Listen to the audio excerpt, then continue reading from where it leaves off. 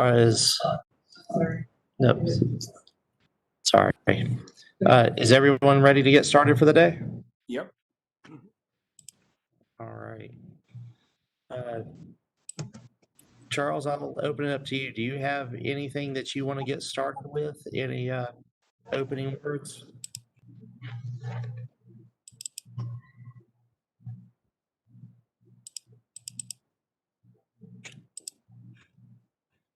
It looks like you're muted. You should be able to start talking.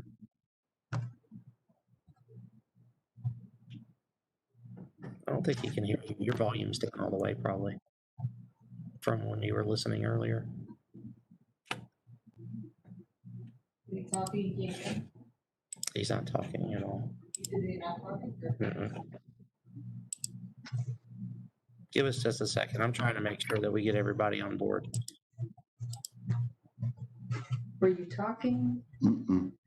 Okay, because James wanted you to. Am I muted or?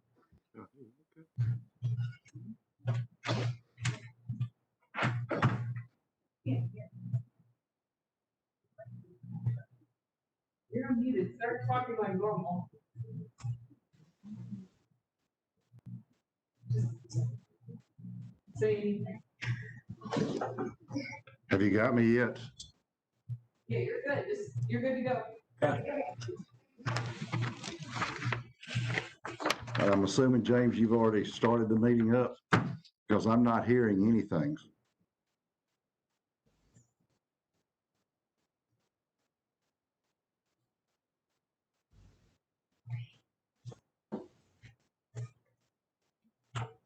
Heather, I'm still not.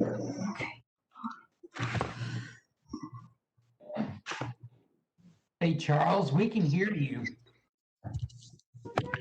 Thanks to Heather, I can now hear you. This is the first time that I've been able to hear. Sorry about the technological challenges. I thought coming up here would make it a little easier for me, but when you're technologically challenged like me, it's still not easy.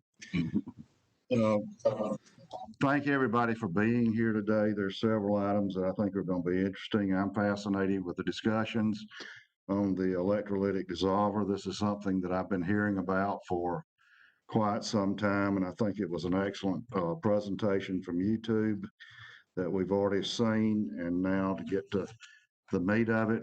But all I have to say is thank y'all for being here. Thank you for doing this with me. For those of you that's probably much more familiar with this process of being online than I am, just bear with me as we go through this meeting. So with that, James, I'll give it to you to see where we need to get. All right, great. Glenn, I know that we were able to send you a few starting questions to get everything going today, some that we started with online. If you don't mind, would you like to unmute yourself and we can start with the questions that we were able to email to you?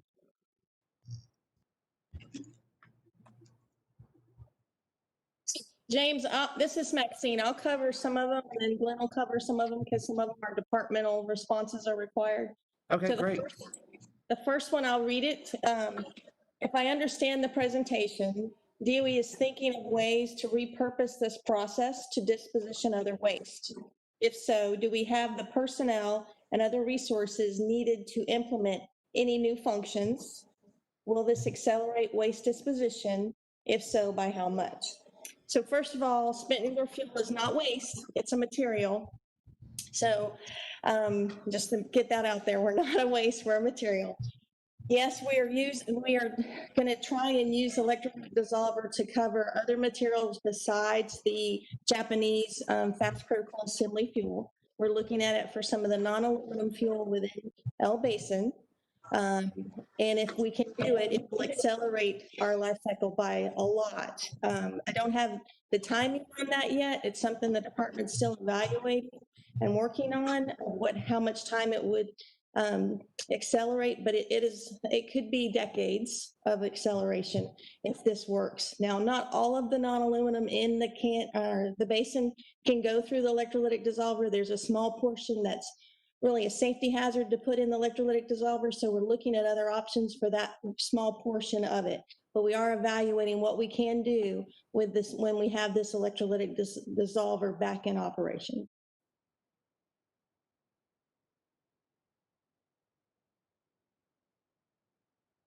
Any follow-up on that?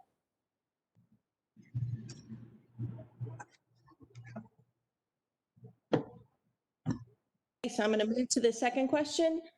And this one actually is Glenn, so I'm going to let Glenn take this one on. And this is, what does HM process stand for?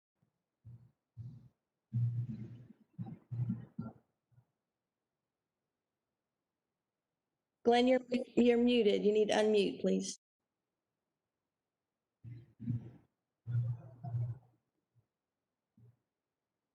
Sorry. When H Canyon first started up, they ran the Purex process like F Canyon did. In the late 50s, early 60s, they transferred over from processing plutonium to processing the enriched uranium fuel. And what they did was they modified the Purex process. And when they modified that Purex process to run uranium, they called it H modified, and we shortened it to HM. So when I say HM, it's referring to H process, but it was just modified from what was done in the past.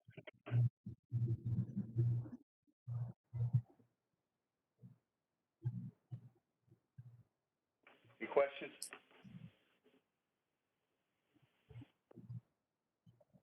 Okay. None on that. If you got if you guys want to move on to the next question.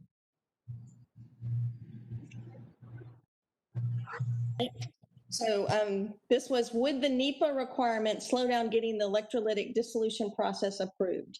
No, we factored in the NEPA analysis into our project plans, and NNSA is actually working that NEPA document now. So we should have it in plenty of time before we actually need to process the fuel. So that's being worked now.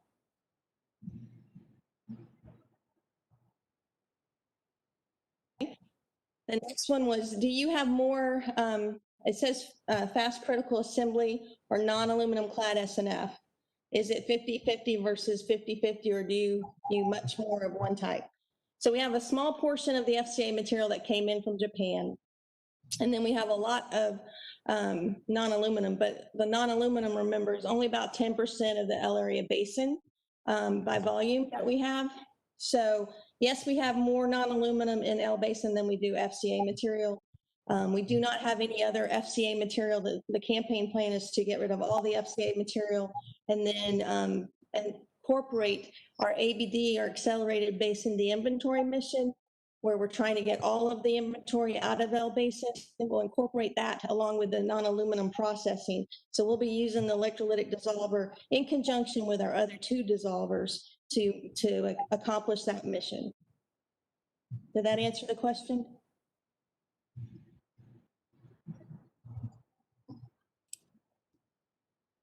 Looks like we don't have any comments on that one.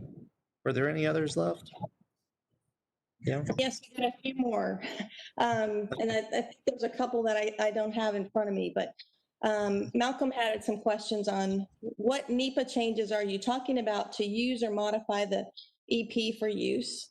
You said they are being actively considered. Does that mean by DOE for submittal or by EPA in considering the submittal? Is this actually hardware mods or simply process approval? So the NEPA changes that we're talking about is a supplement analysis. It's done by the department, not EPA. There is no EPA involvement with our NEPA. It's all a departmental decision. So we don't have to do any submittals to EPA. We will be looking at hardware mods and the process itself when we look at NEPA, because you have to consider all the impacts of an action that you're doing. So it will be both that we're doing the NEPA on. Does that answer the question?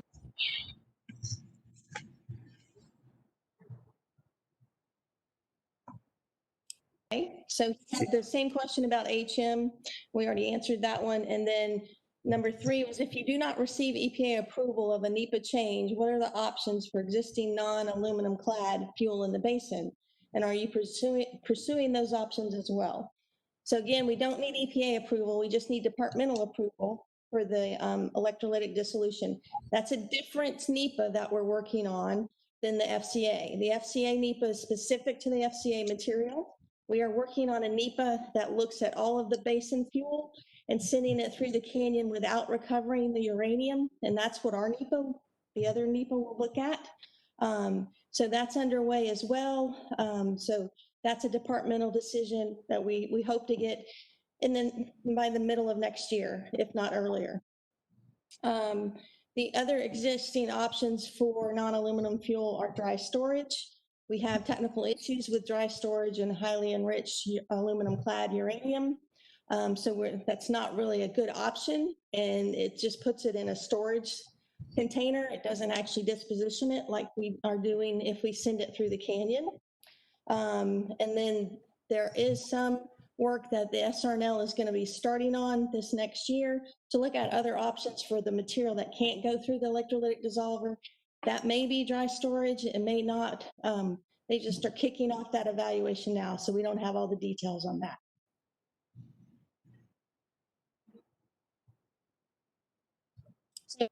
So there was one more question, and it had to do with the canisters of high-level waste that were made from this FCA material. So, and I'm going to break it up because I think it also asked about the non-aluminum.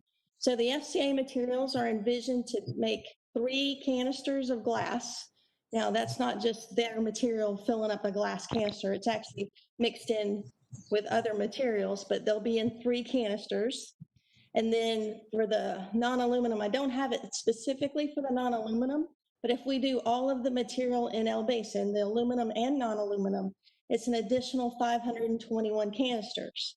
Now, that's different than what you probably have heard or seen in other NEPAs because the approach that we're looking at is not recovering the uranium. So we have to add that uranium into those glass canisters. So that's why the numbers are going to go up.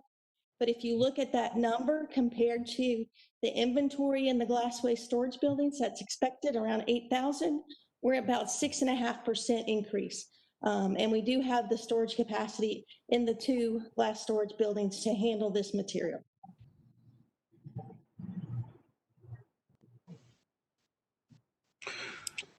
James, All right. I have a few questions if she's finished with the ones that are submitted. Yes, AK, that's the only ones we had. All right. All right, thank you.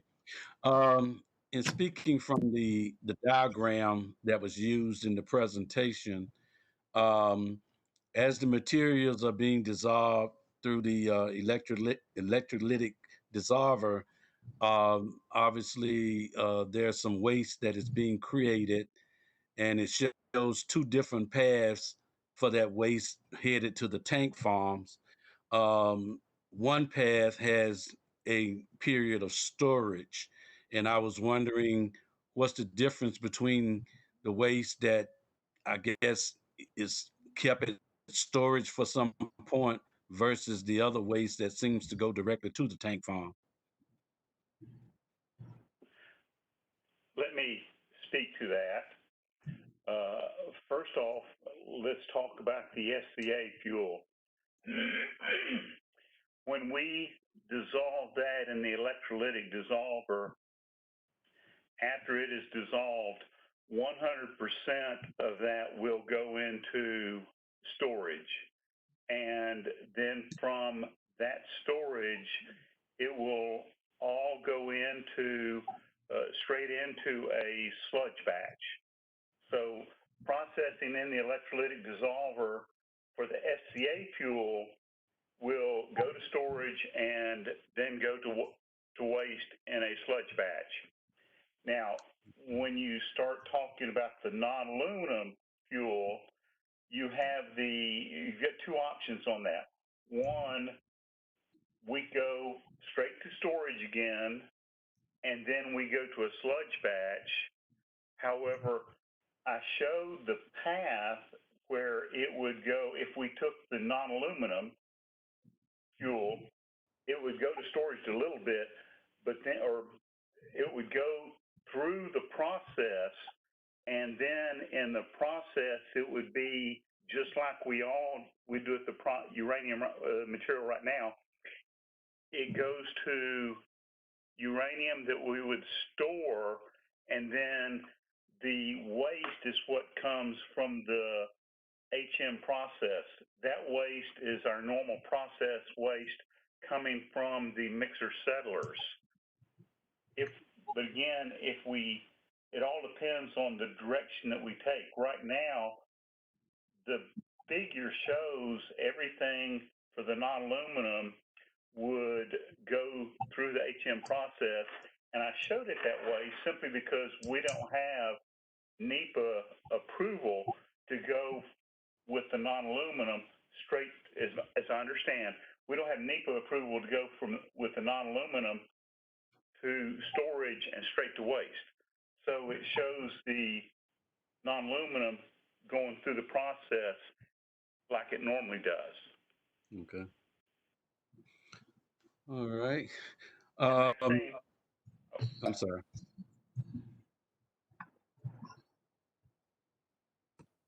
Yes, Glenn, I just found the other two questions we didn't answer. Is that what you were going to say? I did not know if you wanted to add to what I was saying as far as the two routes are concerned. Okay, no, it's so whether or not we recover the uranium is the big delta there. There were two other questions that came in. One was, could this electrolytic process be used to provide unobligated uranium to be used as fuel in the TVA tritium production reactors? So no, because the fuel that we have in El Basin, the majority of it has foreign obligations on it, which means it cannot be used in any defense mission. And once we put it in the canyon, it's commingled with any of our material that is unobligated. So it becomes obligated. So there is no way that this uranium could be used for tritium production. When we had TVA, when they were taking our uranium, they only could put it into their reactors that produced electricity for commercial purposes only. It was never used for tritium production in the TP bars. So we can't do that. And then there was another question about the tritium canisters. So that's really an NNSA question. We have nothing to do with the TP bars in EM. That's all NNSA. Okay. I had a follow-up question, if that's all right. In terms of the tank farms, I'm not clear on whether the tank farms where the waste is going to the from the electric litter dissolver is the same tank farms that we've been talking about all the time that's been reduced from 53 down to 42 or 43, et cetera. Is that the same tank farm? And also, second part would be what is the distance from the actual activity with the dissolver? How much distance does the material have to travel in order to reach the tank farm?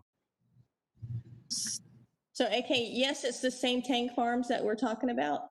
The distance is no different than any of the transfers that we take from H Canyon. It goes through the same underground piping system. I don't know the footage on that. Glenn, do you know the footage on that? Let's see. Okay. If I were to take a guess, you're probably talking about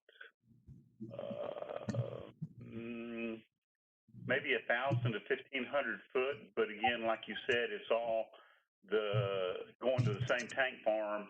It goes to the same pump tank in the tank farm, and then from that pump tank, depending on which way it goes to one or two different tanks. But you're probably talking around 1,000 to 1,500 feet.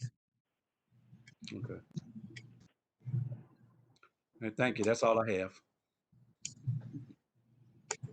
Maxine, I've got a question for you. Go ahead, Jim. As I understand it, obviously we had one electrolytic dissolver that was in service for about 10 years, and it's still located in H Canyon. I believe there was also a spare made, and Is that spare going to be the primary production unit? Are both units going to be able to be used, or is the original unit beyond its useful life? So Jim, we did check out the installed dissolver in the canyon, and we've seen some degradation at the bottom with some of the sparge lines. So we're going to take that one out, and yes, we are going to use the spare as the primary dissolver. The project is also purchasing a new spare as well, so we'll have a backup. We do that with all of our dissolvers, whether it's the electrolytic or the regular chemical dissolvers. We keep spares on track in case we need to transfer them out. So they're working on actually taking the electrolytic dissolver that's currently installed and taking it out of the canyon, and then working on the process of bringing the spare in to reinstall it and connect it back up with all the jumpers and equipment for the canyon. And thanks. I guess there'll be a run on niobium now. That's interesting because we're very lucky in that we have found 7 spare niobium inserts. And for those that don't know, niobium is extremely expensive, and each one of these inserts is about $2 million. So we have found a lot of equipment that we can now use. So that's a good savings to everybody.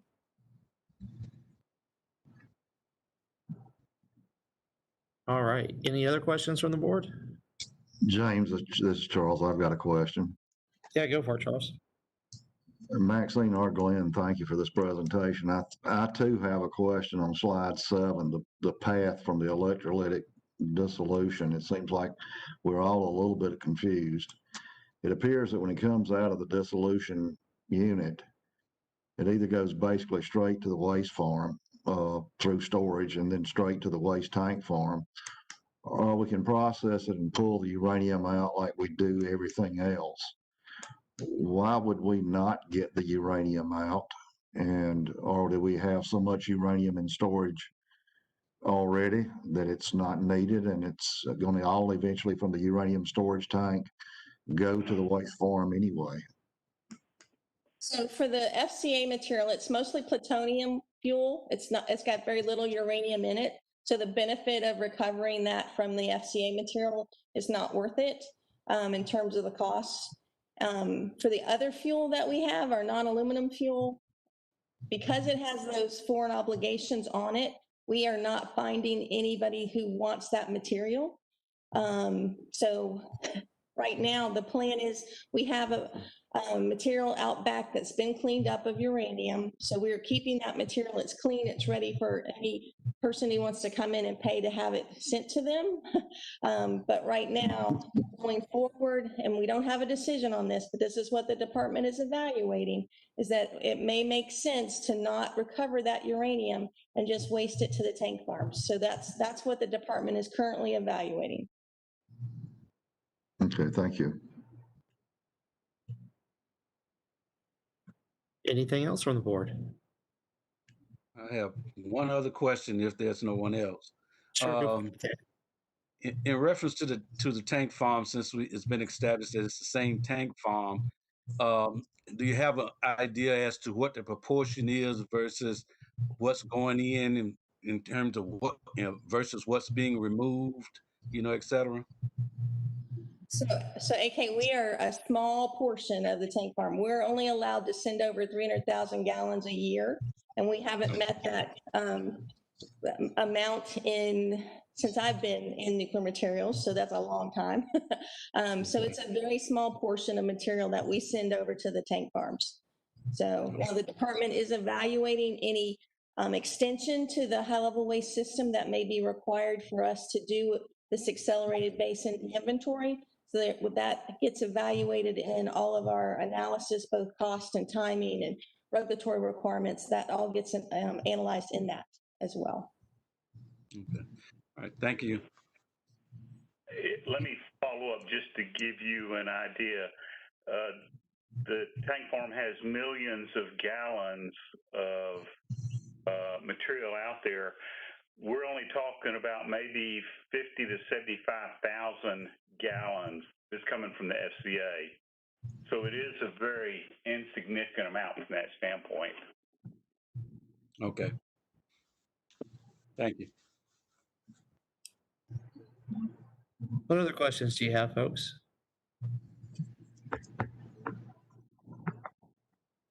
No? Going once, going twice? All right. Thank you, Maxine, and thank you, Glenn. We appreciate your presentation and you taking the time for the Q&A tonight. Charles, I believe the next thing on your agenda would be to talk a little bit about some of those open recommendations that you've had for a while. Thank you, James. The first one concerns the recommendation 364. If you remember, last year we did a recommendation to DOE concerning the deactivation and decommissioning of 235F. 235F was the building that they made the plutonium fuel cells on, and basically they cut the lights off and they left a good bit of material in the building. Most of that material that can easily be recovered has been recovered, and now the building sits there. Our recommendation was that we accelerate the timeline for decommissioning that building and try to get it completely closed and in a safe, cold and dark mode, I think is what they call it, by 2026. We have received the reply from the Department of Energy, and as my reading of this, and you've read it, they have accepted our recommendation basically in its entirety and are moving to make this building dark and cold as quick as they can. Any questions or comments about this? Or Maxine, you're on here, whoever from DOE, did I read the response wrong in any way? No, Charles, I think you got it right. Okay, that's amazing. If there's no questions about this response, our next step would be to recommend to the full board meeting next week that we close this recommendation and response. Is there a motion to do so? I second it. Jim and Miranda have made the motion. Is there any more discussion about this? If not, all in favor, aye. All right. All opposed, like sign. And so we'll recommend to the full cab that recommendation be closed. Charles, just a second, because sometimes it could take people a minute to unmute and move on. I just want to give, Okay. if anybody has an objection, I want to give you a few seconds to let us know. All right. Thank you, Charles. I appreciate it. Sorry to interrupt you. That's fine. The second one concerns recommendation 365. This one raises more questions in my mind, and I appreciate the DOE folks being here to help me understand the recommendation and its response. If you'll remember, 365 was plutonium processing, and we recommended, they're downblending one shift a day, and we recommended that the process be accelerated by adding additional shifts or whatever it takes to get this material in a mixed form as soon as possible.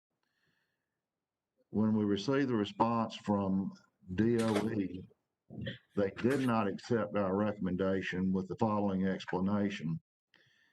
Most of the explanation deals with how this is stored in the K area.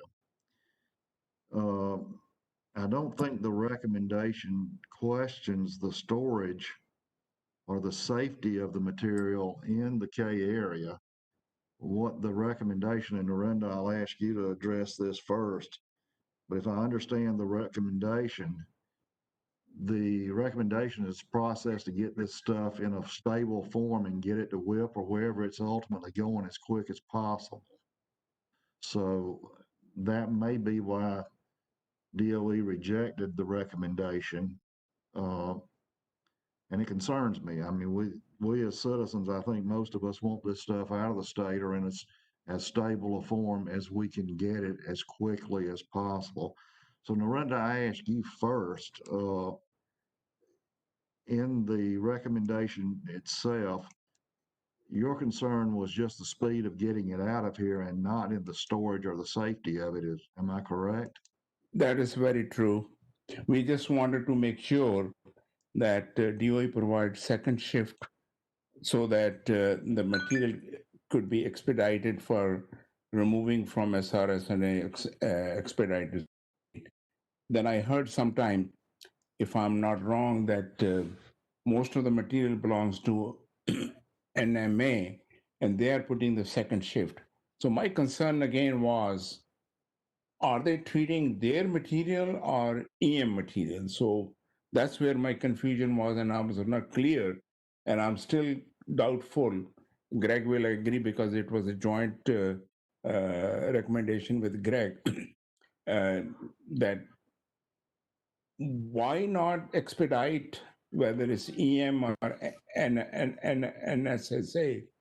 So just give us this direct response that we are working on it to expedite the removal of plutonium from the site, whether it belongs to EM or NMMA.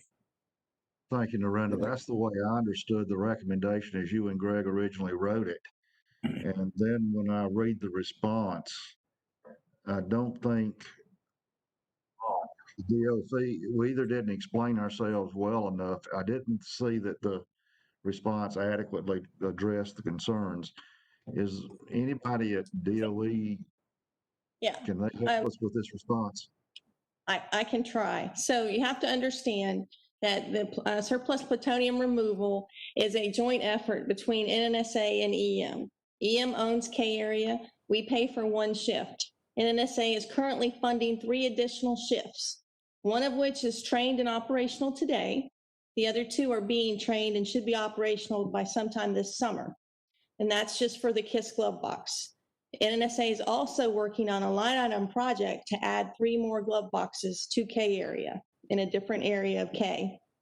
So the department does have high priority on getting this material out, but at the time when your recommendation came across, we were also in a lawsuit with the state of South Carolina.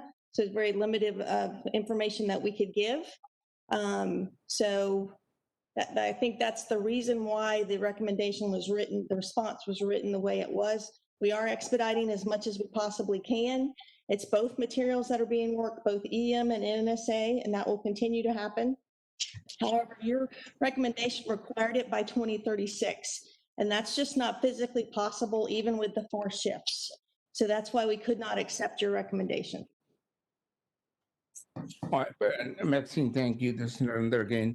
I think we just put a timeline, not knowing that how long it will take, but there was no explanation from DOE when it will be completed. We were looking for that DOE will give us a response with a stipulated timeline. Hey, it won't be in 2036, it could be in 2056. We were looking for some positive response rather than just giving a wording. If I could follow up on that, this is Charles. Maxine, I fully understand your or the department's concern when this letter was written because it was actually dated back in February. At the time, if you're involved in lawsuits and all that, I've been in this situation in my professional career where you're very limited in what you could say. I think the answer that you gave us, if that was, you rejected it because of the timeline, but this is what would be done, it would be far more palatable to the board. And we just simply want the process sped up. And that's what you said, you're taking every effort. I don't know where that leads us in procedures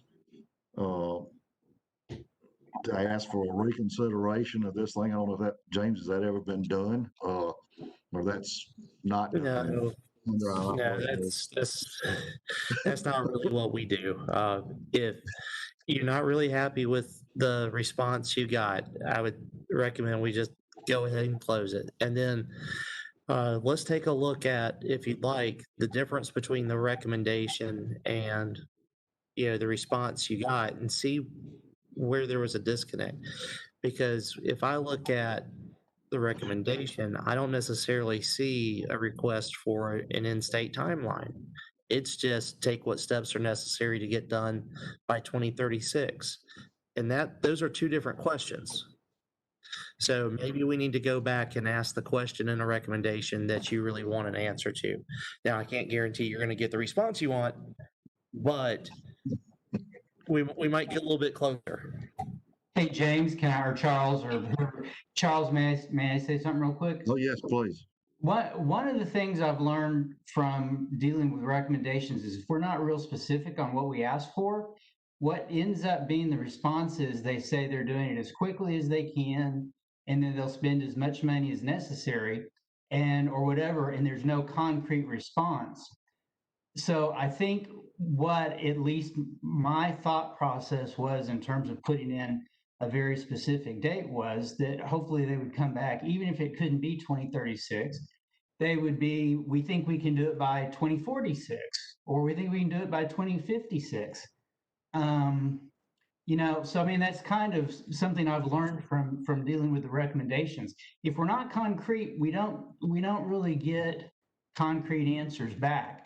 So I don't know if, another alternative is to rewrite. I mean, very clearly the situation needs to be updated. Maybe this needs to be something we need to put on a meeting schedule to see if we can, get this update. What Maxine just told us, I think, made a lot of sense. And I think the board would be happy to learn that information.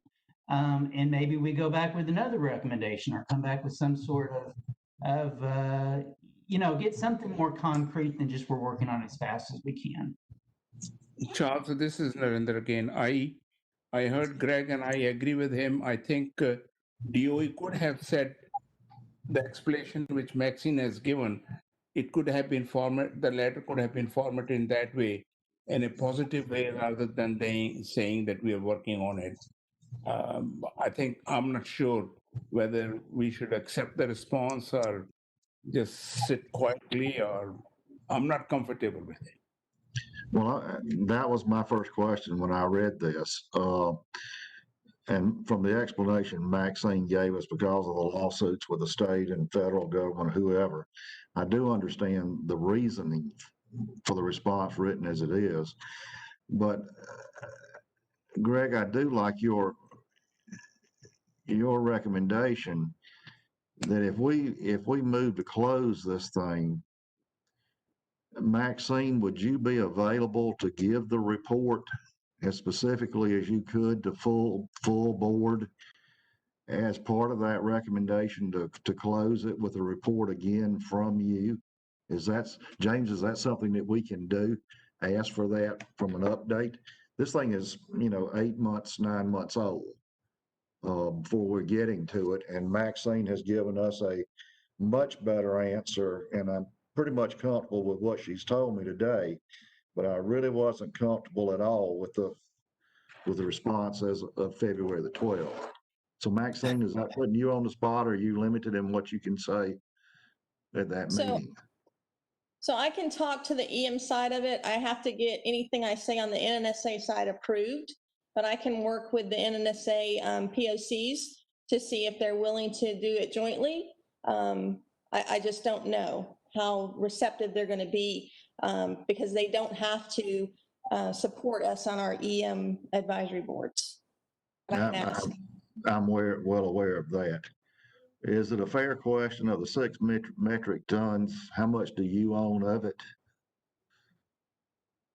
I mean, is it a third of it you've got in EM, or is that classified, or is that something that we don't need to know?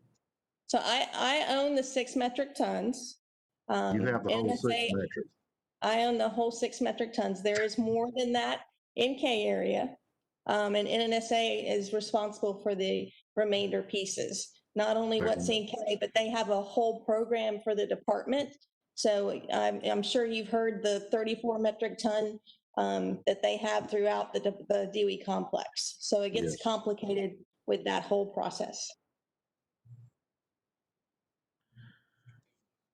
Charles. Okay. This is AK. This is AK. I just wanted to say that I think in light of what Maxine said, uh, that Greg's suggestion is really good suggestion, and also Narenda's, but I think it kind of like the question need to be asked again, but along the descriptive line of what James was talking about. We need to kind of separate the issues in terms of the safe handling, et cetera, and making sure that the materials are handled safely while at the same time trying to expedite their removal, from the state. And in the much that they are not in a lawsuit anymore, they may be a little bit more liberal, in their answers in terms of giving the information. So I think it's a little bit premature, even though it's been going on a long time. I think it's a little bit premature to close it out. We just need to restructure the questions and then submit it, also realizing what Maxine just said, that NSA bears some responsibility and may not be willing to participate. So, Okay, it's a procedural question. What do we do for this particular recommendation and response? And James, please correct me if I'm wrong. In my discussion with James earlier today and with what I've heard tonight, the typical path is we don't disagree with DOE and say, hey, we don't like your answer. We want you to change it.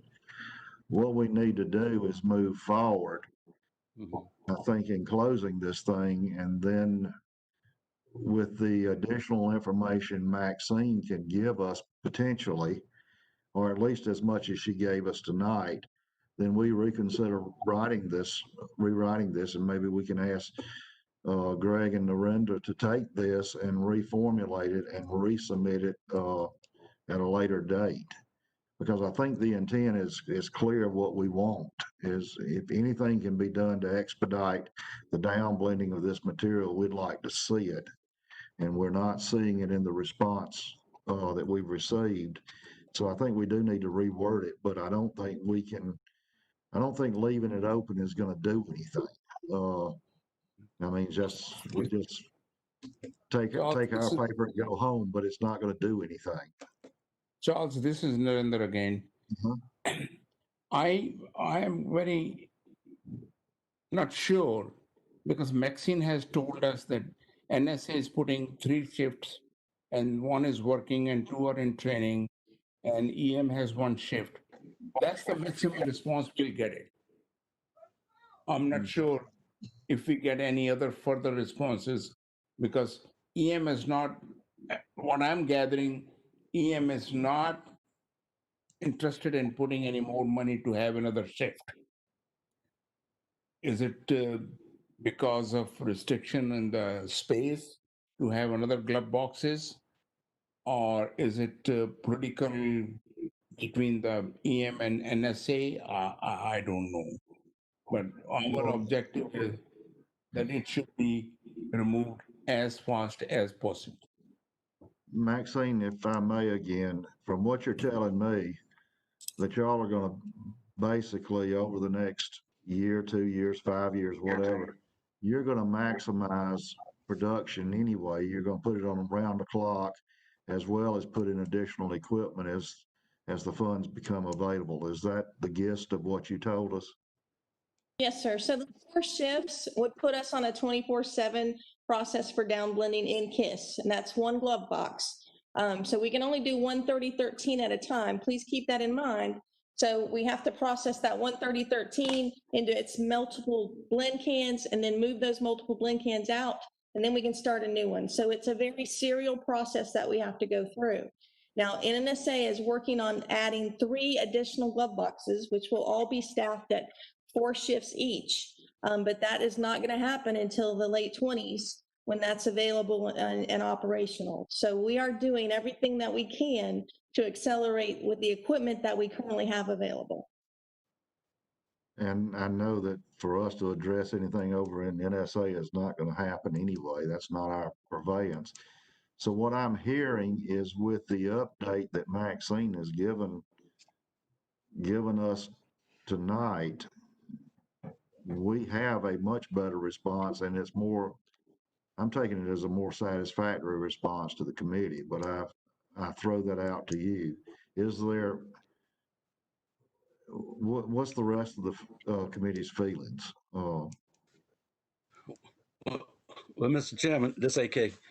What I'd like to do in listening to the discussion is just make a motion that we go ahead and close out the recommendation that was submitted and asked Narendra and Greg. Greg had a real good explanation as to how we should proceed if they would, put their heads together and see if there are some outstanding issues that we can pursue based on the information that Maxine shared with us tonight, but to go ahead and close out the original recommendation. AK, would you add into that motion that as we recommend to full board that we close this, that we also get a new update from Maxine and let her include her report? Absolutely. Please include that in the motion. Okay. Is there a second to that? Wait. I would like to say something. Okay. I think that's fine. They respond to recommendations in certain ways, and sometimes it's acceptable to us and sometimes it's not, but we just say, oh, well, it's okay. That's what we do. I think what Maxine said tonight was really helpful. And if this were me, and I'm not a member of this committee, so I will stay out of the voting, I would say, let's leave this open, ask Maxine to come give her presentation to the full board meeting, and then suggest that and that will leave pressure on DOE to respond to us, because we're actually sending a message by not closing it that, hey, this isn't, we need more information or we need something else going on or to happen here. And then if everybody's satisfied, or most people are satisfied at the full board meeting with what was said, then the next time the committee meets, if that's what the committee wants to do, then there can be they can make the recommendation to the full board to close it, and we can be done on at that point. This has been what, 8 months, a year in the making now. I'm not sure another couple of months makes a big difference. Yeah. Charles, this is Narendra again. I think I agree with Greg that we should not close this recommendation right now. Let's have another presentation, as Greg mentioned, by Maxine, and give us, says, step by step, what's happening, like four shifts by NSA and 1 shift or 2 shifts by EM. And then I don't think they will be able to give us a precise date when it will be closed or moved, 2048, 4056, no matter what. But give us some little bit more knowledgeable information, more than what we have right now, and we are understanding what Maxine is saying right now. And I think at this moment, we should not close this recommendation, leave it open with a comment that in the next full board meeting, Maxine or any one of our colleagues give us a full presentation on the schedules and the activities, both by EM and NSA. Okay, we have that comment. I do not have a second to the motion at this point in time.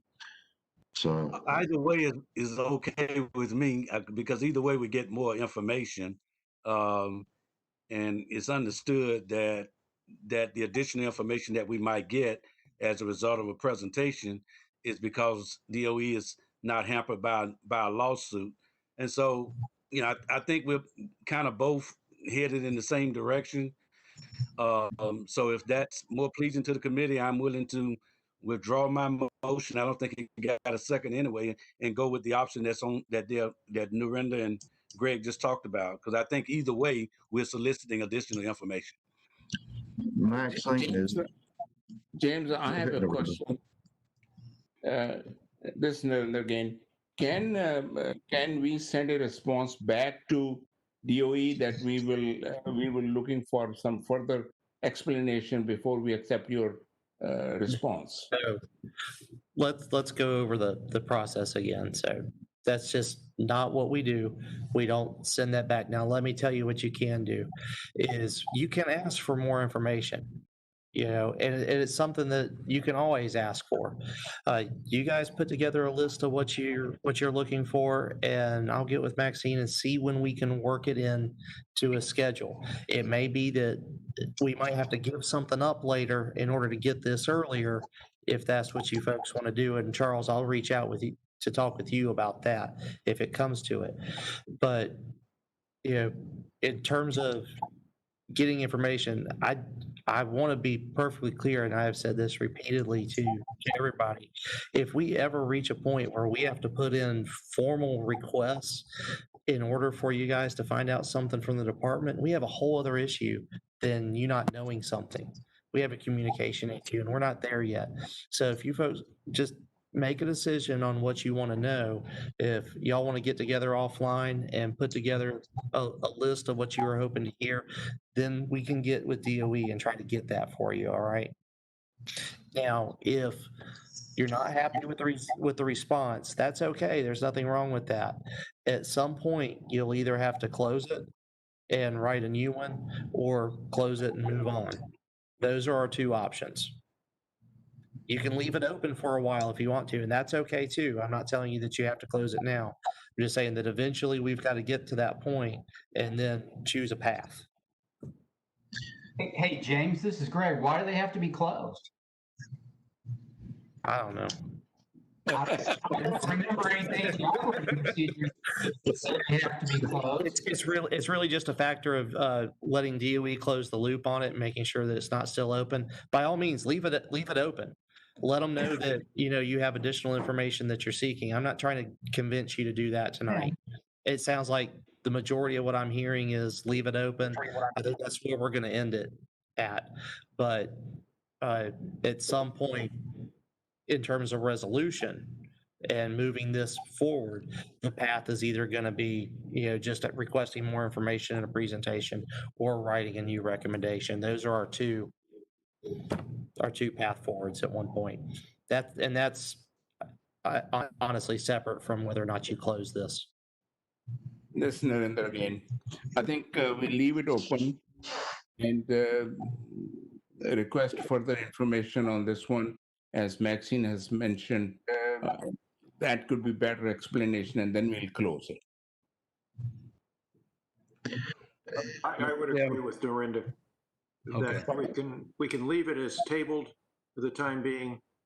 And as we get more information, and obviously there is a lot more information to be had, as Maxine has outlined today, that would give us the basis for then making a more informed decision as to whether we want to cancel this or not, or respond with a new recommendation, or go ahead with what we know today.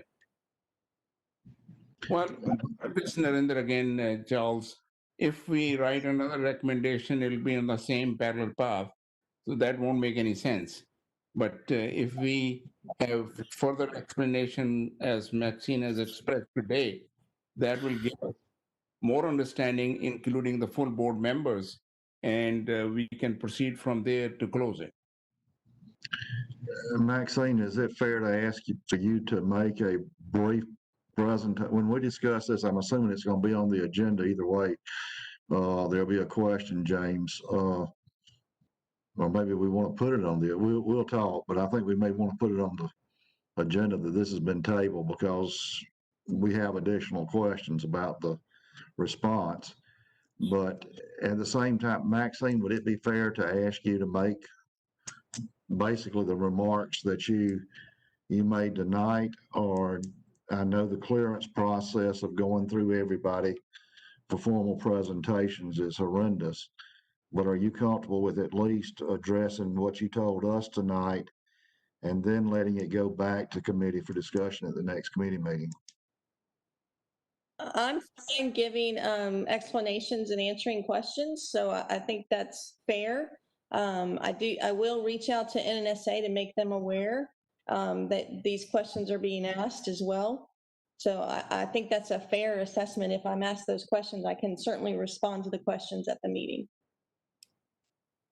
Good. I Thank should you, also Maxine. note that that this recording will be on YouTube. So everybody who wasn't able to make it tonight is going to have the opportunity to watch it in preparation for the full board meeting. So we shouldn't have to retread this ground at the full board. It'll be available for them. Okay, then I think what I would ask as the chair is that this be left on, both of them be left on the agenda, and let us give an explanation as why we tabled it, and ask for the additional information that Maxine is able to give at the time. And then we see the reaction of full board and take it back to committee to address it. I think that should be the path forward. Is there any disagreement with that approach? James, we'll get the wording right as we complete it the rest of this week. All right, we'll table that, and that concludes what we have on the agenda. Is there anything else, James, that we need to do, or is there anything from any member? Not unless there's any parting comments. I express my personal appreciation to James and to Heather. I've been Heather all night because I've got her personal computer, but at least I was able to participate a little bit more. So thank you, James. Thank you, Heather, for assisting me. When you live in the country like I do, and you're on satellite and internet, it just doesn't work. Thank you, James and Heather. If there's nothing else, we can conclude the meeting and adjourn. Okay. Everybody.